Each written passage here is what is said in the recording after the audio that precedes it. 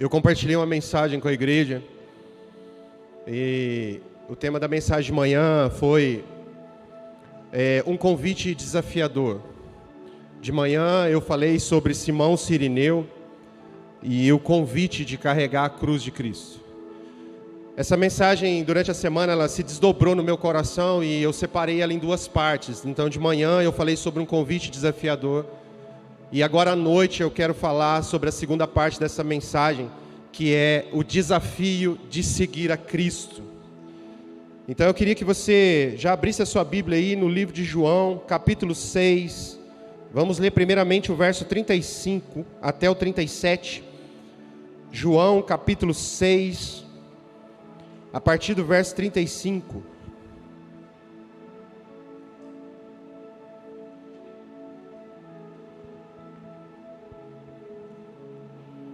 Evangelho de João, capítulo 6, verso 35. Diz assim: Então Jesus lhes declarou: Eu sou o pão da vida. Aquele que vem a mim não terá fome, e quem crê em mim jamais terá sede. Como, porém, eu vos disse, vós me vistes e contudo não credes. Todo aquele que o Pai me dá virá a mim, e o que vem a mim de maneira nenhuma lançarei fora. Agora vai para o versículo 66 aí do mesmo capítulo, verso 66. Diz assim: A partir de então muitos dos discípulos voltaram atrás e já não andavam com ele. Então perguntou Jesus aos 12: Não quereis vós também retirar? Respondeu-lhe Simão Pedro: Senhor, para quem iremos nós, se só tu tens as palavras de vida eterna? Irmão, entenda uma coisa: caminhar com Cristo não é uma filosofia. Caminhar com Cristo é seguir a sua natureza no estilo de vida. Esse texto de João é muito rico, porque esse texto começa com Jesus dizendo que ele jamais vai lançar fora todos aqueles que o Pai o der. Mas no decorrer do texto, até chegar no versículo 66, Jesus começa a dizer então que ele é o pão que desceu do céu. E em um certo momento da narrativa, Jesus então diz: vocês precisam comer desse pão. E ele então, para escandalizar os judeus, ele diz: esse pão é a minha carne. E ele completa dizendo: aquele que come da minha carne e bebe do meu sangue, esse tem a vida eterna. Só para você entender o contexto disso, os judeus não comiam nem carne com sangue, quanto mais uma proposta de se comer carne humana, porque foi isso que eles entenderam que Jesus estava dizendo, porque Jesus fala no Espírito e a gente entende na carne. Esse é o desafio da igreja. Para andar com Jesus, você não pode entender o que Jesus diz na sua carne. Jesus não fala na sua carne, Jesus fala no Espírito. Por isso que a igreja precisa de ter revelação. A igreja não basta só a teologia, não basta só o conhecimento. Tudo isso é necessário, mas a revelação é fundamental, porque a revelação é no Espírito. Jesus não estava falando para eles comerem literalmente a sua carne, mas Jesus estava falando para eles: se alimentem da minha natureza. E porque eles não entenderam que era se alimentar da natureza de Jesus, então o texto que nós lemos a partir do versículo 66 diz que então muitos dos seus discípulos o deixaram de segui-lo. Talvez a gente está deixando de seguir Jesus porque a gente não está entendendo no Espírito aquilo que Deus está dizendo à igreja nesses dias. Porque o desafio de andar com Cristo é esse. O desafio proposto por Cristo é: você precisa discernir que o Evangelho não é pop. O Saulo até brincou comigo da última vez que eu falei isso aqui, ele falou que agora eu entendi a frase. O Evangelho não é pop. A igreja não é um espetáculo, a igreja não é um show, a igreja não é circense. O Evangelho não é pop, irmão. Jesus não é pop. O Evangelho é transformador, o Evangelho é confrontador, o Evangelho é Cristo Jesus na sua natureza. Por isso seguir a Cristo é um desafio. Por isso caminhar com Cristo é um desafio. Eu queria fazer essa noite aqui um paralelo para você entender as etapas de caminhar com o Senhor, usando a história de quando Deus tirou o povo do Egito e então Deus vai conduzindo esse povo até a terra prometida. É um processo. A gente precisa entender as fases. Eu não me lembro qual foi o pregador que falou, eu vi uma ministração que disse que a borboleta, aliás, a lagarta para virar borboleta, ela não precisa de um milagre, ela precisa de um processo. Irmão, para as coisas acontecerem na sua vida, você não precisa de milagre, você precisa de processo. A gente quer um milagre sem viver o processo. Andar com Jesus é viver os processos. Andar com Jesus é aprender a cada dia, em cada etapa, em cada desafio. Porque é um convite desafiador e é um desafio andar com Cristo Jesus, mas é a única maneira que nós temos de nos salvar. É só isso que traz salvação. A Bíblia diz que Deus tirou o povo do Egito. A Bíblia diz que o Senhor tirou o povo do Egito com mão forte. Depois de 430 anos no cativeiro, Deus então ouviu o clamor do seu povo, e a Bíblia diz que Deus então tira aquele povo, e essa é a primeira fase. É a primeira fase do processo de caminhar com Deus. É o início da caminhada. Isso significa o quê? É a sua conversão. É o seu primeiro amor, é o encontro. É a libertação do Egito. Irmão, eu tive um primeiro encontro, você teve o primeiro encontro, e talvez para alguns aqui o seu primeiro encontro vai ser hoje. E o primeiro encontro, Deus deixa claro, no primeiro encontro eu já te liberto. No primeiro encontro eu já promovo libertação sobre a sua vida, eu promovo libertação daquilo que você era. O apóstolo Paulo, quando se encontrou com Jesus, ele foi liberto da religião. Jacó, quando se encontrou com Deus, foi liberto do seu caráter deturbado. E nós? O que Deus tem que te libertar aqui essa noite? O que Jesus tem que fazer com você no primeiro encontro, ou o que Ele já fez e você esqueceu?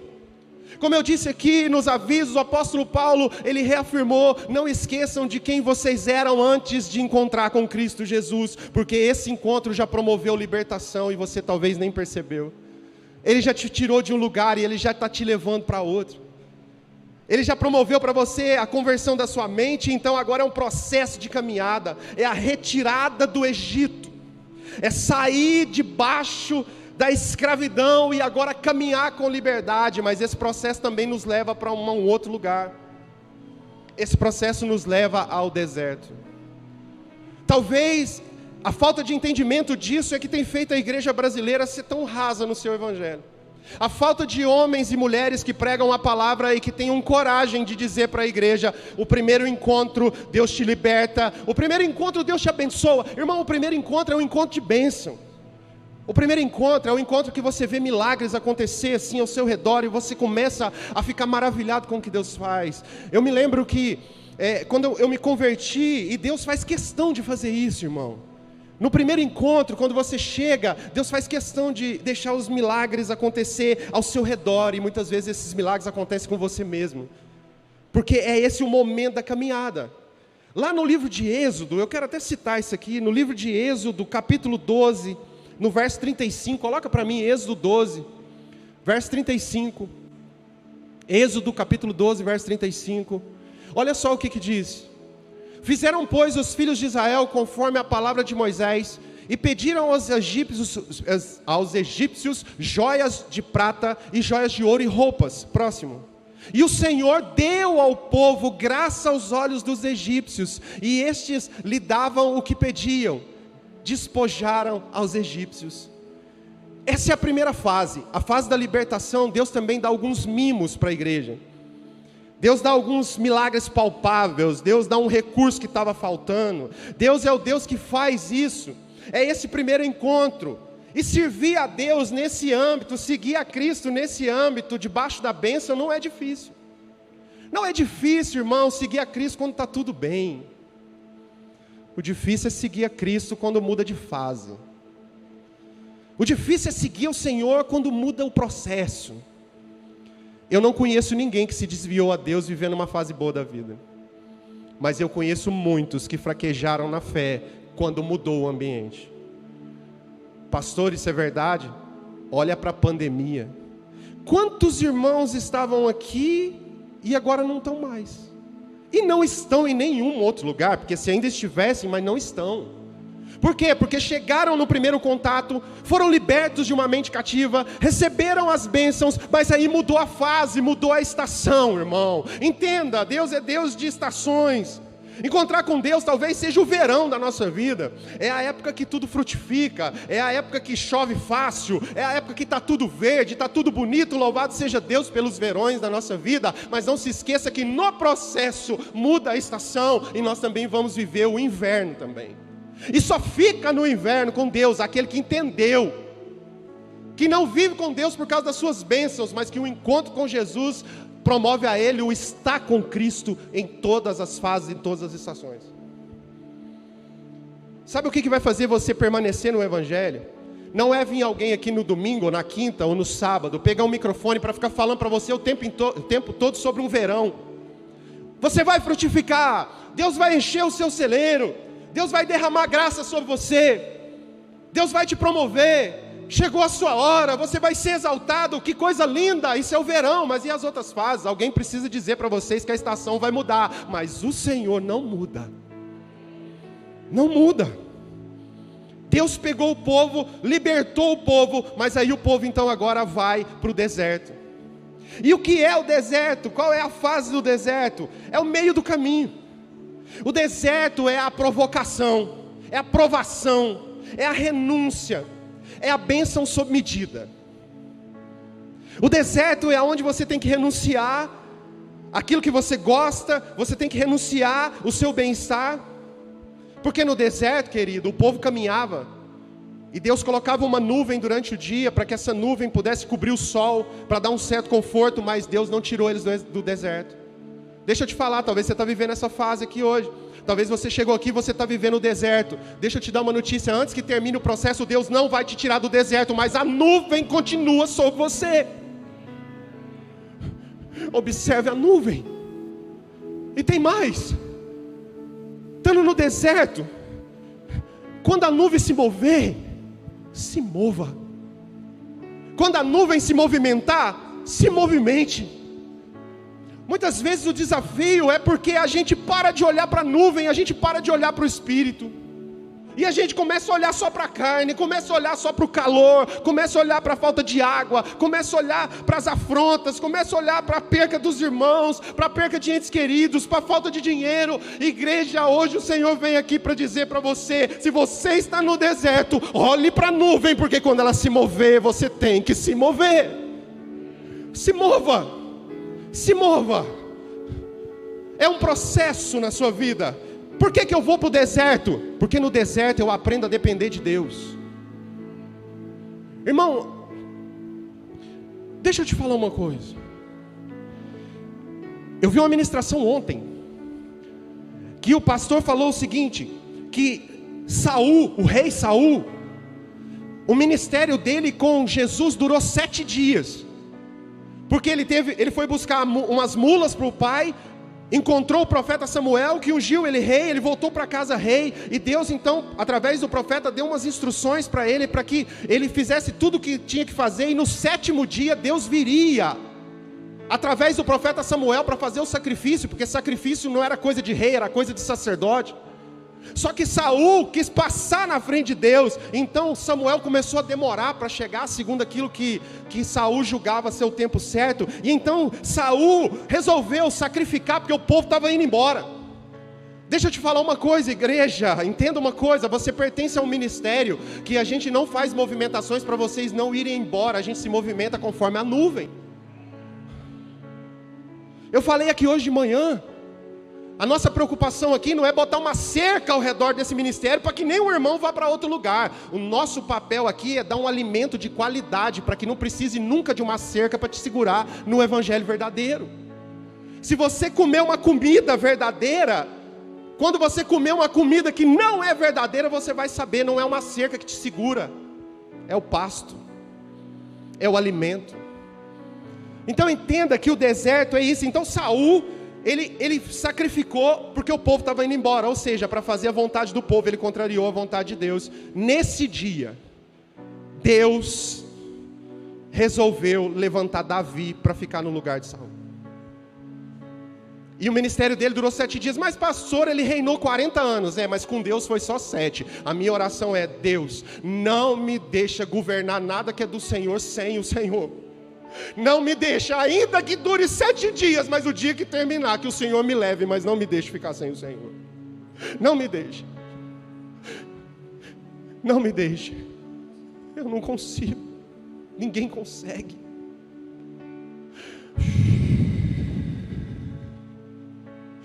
Tudo que nós precisamos é dele. Então entenda uma coisa, irmão. O deserto é lugar de você acompanhar a nuvem, não de fazer as coisas na força do teu braço. Eu conheço muitos ministérios na nação brasileira que são magníficos, que estão lotados, que tem estrutura, que tem dinheiro, que tem recurso, que tem gente que canta bonito, que tem gente que prega e o povo recebe, que tem gente que ora e o povo é curado, mas está fazendo tudo na força do braço. Não tem mais Deus, não tem mais o Senhor. E tudo que Deus ensina para a gente se movimenta na nuvem, conforme eu digo para você: não ande sem mim. O deserto é para te ensinar a depender de Deus. O deserto é o momento que você precisa vencer o diabo e vencer a si mesmo. O deserto é aonde Deus te leva, assim como levou o seu filho Jesus, porque você ali vai vencer o diabo. Sabe como? Vencendo a você mesmo. Sabe quando você vence o diabo? É quando você vence as suas vontades. O diabo não vem para te matar de fome, o diabo vem para te oferecer um alimento que não é de Deus, um alimento que vai saciar a sua carne. O dia que você vence a sua carne, você vence o diabo. O problema da igreja é que a gente quer vencer o diabo só com oração e não com a presença de Deus. A gente quer vencer o diabo na força do braço, a gente quer vencer o diabo na força de uma campanha. Querido, você só vence o diabo o dia que você vencer a si mesmo. Alguém precisa se levantar na nação brasileira para dizer: povo escolhido meu, o maior inimigo de vocês é vocês mesmos. O maior inimigo da minha igreja se tornou ela mesma. Deus escreveu no Velho Testamento, eu não me lembro se foi Jeremias, que ele escreveu: as reuniões solenes de vocês estão me dando vontade de vomitar, porque vocês se preocupam com si mesmos, mas não estão preocupando com o outro. O nosso desafio é vencer os nossos demônios. O deserto vai te mostrar isso. O deserto vai te mostrar que Jesus venceu o diabo renunciando à vontade dele. Ou você acha que Jesus com fome, e Satanás falando para ele: transforma essas pedras em pão? A humanidade de Jesus gritou para dizer: é claro que eu quero, eu estou com fome. Mas o Espírito que estava em Jesus disse: nem só de pão viverá o homem, mas de toda palavra que vem da boca de Deus. Perdeu o diabo, perdeu.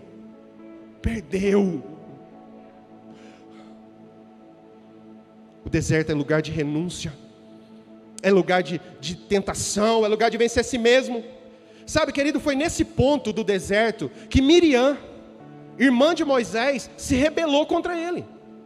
Quando estava tudo bem lá, que a Bíblia diz que eles saíram cantando, cheio de ouro e prata, a Bíblia diz que Miriam saiu cantando e pulando e dançando. Porque pular, cantar e dançar, cheio de ouro e cheio de bênção, é fácil demais. Mas quando a coisa engrossou lá no deserto, Miriam começou a questionar a autoridade de Moisés e falou: por que Deus fala só com você e não fala com a gente? Deus também fala com a gente. E foi nesse momento que ela ficou leprosa, porque ela não passou no teste do deserto. O deserto é para você abrir mão de você mesmo, das suas vontades. É para você entender que você está ali dependendo 100% de Deus. E que o maná agora não é mais em abundância. Tem uma fase da nossa vida, irmãos. Dr. Luiz esses dias falou isso aqui. Tem uma fase da nossa vida que parece que está dando tudo errado, mas quando você olha ao seu redor também não te faltou nada. Eu vivi essa fase na minha casa. Nós vivemos aproximadamente uns 4, 5 anos numa escassez violenta financeira. Hoje em dia não estamos ricos, tá, irmão? Para os irmãos infernautas que já vai falar: ai, está falando que está rico. Não, irmão, não é isso que eu estou dizendo, não. Ainda continuamos tendo desafios incríveis, mas era uma coisa assim, sobrenatural. E a gente enfrentava isso. Mas quando a gente olhava no final do dia, durante o dia, não tinha faltado nada daquilo que era básico. O maná tinha descido naquele dia. Não vai te faltar o maná para o dia. Mas nessa fase do deserto, não tenta juntar para outro dia, porque vai apodrecer. Nessa fase do deserto, não tenta juntar para suprir o dia seguinte, porque se você tiver fé, no dia seguinte o maná está lá de novo. Querido, no deserto, você pode não ter muitas coisas, você pode não estar abastado, mas uma coisa você pode ter certeza, que o maná de Deus todo dia não vai te faltar. Só um amém. Eu acho que esse povo não sabe passar no deserto não, Senhor, mas em nome de Jesus, até o final dessa mensagem, o Senhor ensina para eles. O maná não vai te faltar. Aliás, levanta a sua mão, eu quero profetizar sobre você, para você receber isso aqui no seu coração. Entenda, igreja, pode vir o deserto que for sobre nós, as coisas podem ficar regradas, as coisas podem ficar escassas, mas Deus não vai deixar faltar para a gente o maná suficiente para vencer, até chegar onde Ele disse que nós chegaríamos, em nome de Jesus. Aleluia! Você recebe? Então aplaude o Senhor.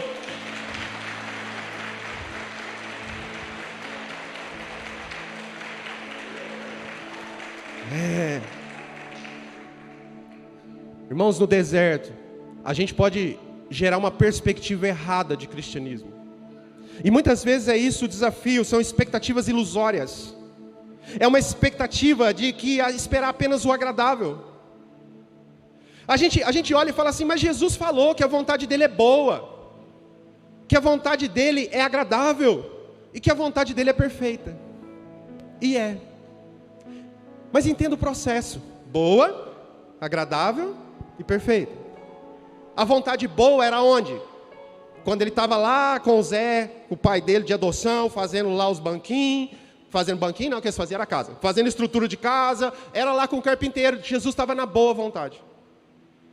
Mas aí aos 30 anos, então, Jesus é batizado, o céu se abre, Deus declara que é ele vai ser tentado no deserto. Então ali agora, ele está na agradável vontade de Deus agora, sendo tentado pelo diabo, sendo ofendido pelos fariseus, sendo afrontado pelas pessoas, sendo desacreditado. Essa era a agradável vontade de Deus para ele, mas tinha mais uma vontade, que era a perfeita vontade. Sabe onde era a perfeita vontade de Deus para Jesus? Na cruz. Crucificado, morrendo por mim e por você. Boa, agradável e perfeita vontade de Deus. A igreja vai viver todos os seus processos, mas em todos os processos a vontade é de Deus. Quem gostaria aqui de andar na vontade de Deus? Então seja bem-vindo aos processos. Seja bem-vindo aos processos. Mas uma coisa eu posso te dizer: Ele vai estar com você todo o tempo. Sabe, Jesus disse: toma a tua cruz e me siga. O nosso problema é que a gente não consegue mentalizar isso. Eu acho que eu vou finalizar essa ministração. Isso aqui não estava nem no protocolo não, mas nós vamos fazer aqui agora. Alguém me ajuda aqui, eu preciso desse pedestal aqui. Pode tirar esse microfone aqui? Alguém? Ou um pedestal vazio? Pega ele para mim, Zé, fazendo um favor. Isso, pega, tira aí. Tira aí, isso, agora vem o pedestal, põe o microfone no chão e vem você aqui. Aleluia. Isso, vai dar certo. Pronto. Isso aqui é uma cruz. Rafael está perdido na vida. Aí Rafael encontra com Jesus. Jesus sou eu hoje. Por incrível que pareça. Vai assustar muita gente, mas amém. Tem um encontro com Jesus. Jesus diz para ele assim: vinde a mim, vós que estáis cansado e sobrecarregado, e eu, já comecei te batendo, né? Eu te aliviarei, né? Mas aí depois, em certo momento desse encontro, Jesus diz para o Rafael, fala assim: Rafael, agora toma a tua cruz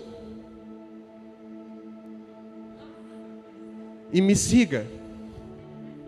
Aí, põe a cruz no chão um pouquinho. O problema é o seguinte: é que a gente quer ter um encontro com Jesus, e a gente quer que Jesus pegue a gente e fale assim: vamos comigo agora. Esquece sofrimento, esquece tortura, esquece dificuldade financeira. Agora você é próspero, cara. Agora tu é próspero. Agora tua empresa vai faturar bilhões. Agora, aleluia. Vai receber outra parte também, né? Aleluia. Vamos caminhar, não vai ficar doente mais, viu? Não vamos caminhar um pouquinho, não vai pegar nada, não pega nem Covid, aleluia. Tô com você, meu filho, é assim, né? Pode tirar a máscara, isso, aleluia. Isso aqui é o que a gente imagina. Caminhando eu vou para Canaã, e vamos que vamos, né? Como é que chama aquela música da Aline Barros lá, pulando no deserto lá? Por isso eu pulo, isso, aleluia. É o evangelho pop. Não, Jesus fala assim, vai ali menino, só vai, volta lá. Vai lá, você é meu genro, gente, preocupa não que está em casa. Rafael, eu preciso que você me siga. Preciso que você me siga. Eu preciso te ensinar no caminho. Mas não tem como eu te ensinar sem você tomar a tua cruz e me seguir. Rafael, toma a tua cruz e me siga. Vem. Rafael, dá uma parada aqui agora. Rafael, você está vendo aquela mulher do fluxo de sangue ali? Você está vendo? Fica observando só o que vai acontecer. Você está vendo, Rafael, a multidão está me apertando aqui. Você está vendo que ela está rompendo a multidão, Rafael? Você está vendo a fé dessa mulher, Rafael? Você está vendo que ela já gastou tudo que ela tinha e agora ela achava que não tinha mais esperança. Você está vendo, Rafael? Você está vendo? Sabe por que você está vendo, Rafael? Porque você está com essa cruz. E porque você está com essa cruz, você está comigo. Toma a tua cruz e me siga. Então observa, a hora que ela encostar em mim, observa, Rafael. Ela tocou em mim, você viu? Viu? Sabe o que saiu de mim, Rafael? Vida. Eu devolvi a vida para ela, Rafael. Eu devolvi a vida para ela. Você aprendeu aqui, meu filho? Aprendeu que você precisa ser alguém lá fora, que as pessoas toquem na sua vida e recebam a vida de volta. Você entendeu, Rafael, que lá atrás você era essa mulher do fluxo de sangue, mas agora que você está com essa cruz, você sou eu, você é a minha natureza. Então, Rafael, continua caminhando na sua vida aí, mas quando você estiver lá de fora, pessoas vão te tocar, e quando elas te tocarem, elas precisam receber a minha vida, Rafael. Toma a tua cruz e me siga. Me siga. Vamos andar mais um pouco, Rafael, vem cá. Vem cá. Vamos parar aqui, Rafael, ouve, escuta. Você está ouvindo alguém chamar filho de Davi? Você está ouvindo? Está gritando, não está? Filho de Davi, tem misericórdia de mim, você está vendo? Vou te mostrar, Rafael, é aquele cego à beira do caminho lá. Você está vendo a condição dele? Mendigo, cego, está lá sentado à beira do caminho, mas olha só, Rafael, olha a fé. Ele ficou sabendo que eu estou passando, ele nem está me vendo, mas ele sabe quem eu sou, porque ele está me chamando de filho de Davi. Você conseguiu entender agora? Porque mesmo sem ver fisicamente, o espírito dele já está gritando, filho de Davi. Você consegue entender isso? Sabe por que você consegue entender isso, Rafael? Porque você está com essa cruz aqui, você está me seguindo. Então agora observa o que vai acontecer, Rafael. Eu vou até ele, e a hora que eu chegar até ele, você vai ver o que eu vou fazer. E então Jesus chega no cego, e Jesus então pergunta, o que queres que eu te faça? E ele diz, eu quero ver. E aí Jesus então dá a visão de volta para aquele cego, e aquele cego então, ao ver Jesus, ele diz, então agora eu vou seguir Jesus. Então agora você entendeu, Rafael, que o milagre maior que aconteceu, não foi eu ter dado a visão para ele, mas foi ele querer me seguir, Rafael. Não é te devolver o que você quer, não é o milagre em si que é o destaque disso, mas é você, a partir do momento que você viu Cristo, agora você quer seguir Ele. Então toma a tua cruz e me siga. Sabe de uma coisa, Rafael? Vamos caminhar mais um pouquinho.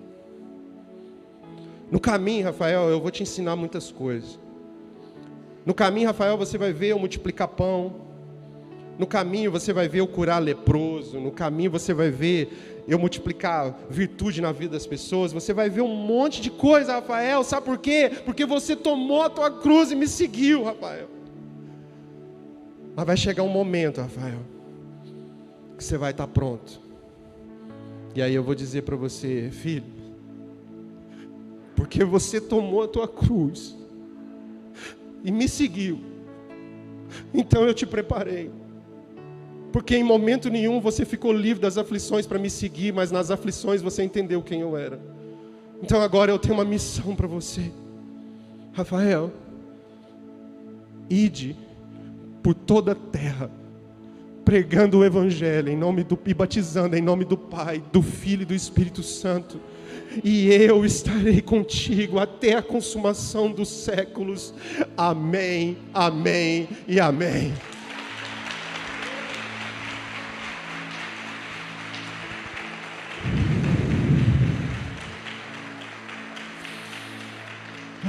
Jesus, eu acho que a gente pode ceiar. Fica de pé no seu lugar, querido. Vamos adorar o Senhor.